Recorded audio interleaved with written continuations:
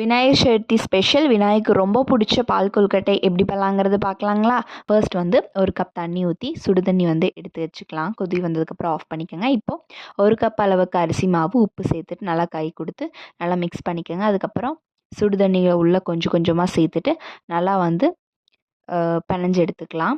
இது சூடு ஆறுனதுக்கப்புறமா குட்டி குட்டி உருண்டைகளாக வந்து பிடிச்சி எடுத்துக்கலாம். இப்போ எல்லா உருண்டைங்களும் பிடிச்சதுக்கப்புறமா ஒரு கப் அளவுக்கு பசும்பால் வந்து சேர்த்துக்கங்க. அப்புறம் சிம்மில் வச்சு நல்லா கொதி வந்ததுக்கப்புறமா தேங்காய் பால் வந்து 2வது தேங்காய் பால் வந்து ஊற்றிக்கோங்க. அதுக்கப்புறம் அரிசி மாவு கொஞ்சம் சேர்த்துட்டு இப்போது நம்ம உருண்டை பண்ணி வச்சுருக்கக்கூடிய உருண்டைகள் எல்லாம் வந்து உள்ளே ஆட் பண்ணி நல்லா வெந்ததுக்கப்புறமா இப்போது ஒரு கப் அளவுக்கு வந்து சர்க்கரை ஆட் பண்ணிக்கலாம்.